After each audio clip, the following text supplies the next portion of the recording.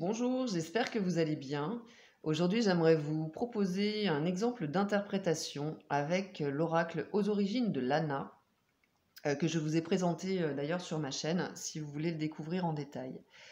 C'est une interprétation que j'ai proposée à une de mes clientes, une de mes consultantes qui a un souci avec sa hiérarchie.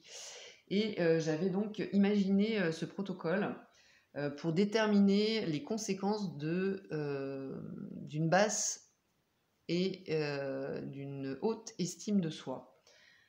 Les questions peuvent paraître alambiquées, mais elles sont très précises et elles donnent surtout un éclairage très clair. Donc on commence avec...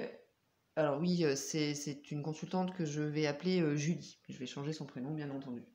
Alors Julie, qu'est-ce qu'elle perd si elle continue à ne pas s'estimer dans cette situation? Et on a la carte spiritualité qui est sortie et qui évoque l'idée de perdre la foi, de perdre l'espoir, voilà, de manquer de confiance en elle, de perdre cette petite flamme en elle qui lui permet d'avancer. Donc ensuite, qu'est-ce que Julie gagne si elle continue à ne pas s'estimer? Et on a la carte du choix qui sort. C'est-à-dire qu'elle continue à rester dans cette indécision, à être dans une forme d'errance et de confusion, avec cette difficulté à ne pas réussir à se positionner clairement. Maintenant, qu'est-ce que Julie perd si elle s'estime? Et on a la carte lune de sang qui parle de cycle, donc qu'est-ce qu'elle perd? Elle perd cette idée, ce sentiment de tristesse et de douleur qui la bloque. Elle perd aussi sa résistance au changement. Et par écho avec cette carte, elle réussit donc à se positionner et à lâcher véritablement ce qui la bloque. Et enfin, qu'est-ce que Julie gagne si elle s'estime réellement? Et je vous le donne en mille, voilà la carte qui était sortie. L'amour. L'amour d'elle-même, voilà, ce sentiment de plénitude, cette confiance, ce retour à la joie, à la complétude, à la motivation, à la reconnaissance de ses capacités et de ses valeurs et de ses compétences également.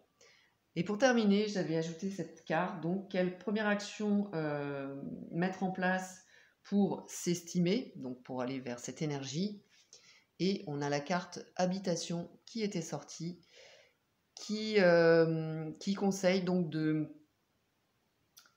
reprendre les bases, de se sentir en sécurité, de trouver ce moyen de se recentrer sur elle et d'éliminer, de faire le tri de tout ce qui ne lui convient pas, c'est-à-dire de toutes ces croyances limitantes, de tout ce qui la bloque, et de repartir sur des bases saines et solides, en ayant encore une fois ce sentiment de sécurité, en l'alimentant. Donc ça, c'était une première partie. Évidemment, dans la consultation, nous avions développé tous ces points en détail avec des actions et un plan d'action justement concret. Voilà pour l'interprétation rapide, là c'est un retour rapide que je vous fais, avec un oracle donc, qui s'utilise plus en divination, mais c'est un oracle que moi j'utilise beaucoup plus en développement personnel, en connaissance de soi. N'hésitez pas à me donner vos avis en commentaire si vous le souhaitez. Si vous souhaitez également une consultation, je vous mets toutes les informations en dessous de cette vidéo. Je vous remercie et je vous dis à tout bientôt. Bye bye.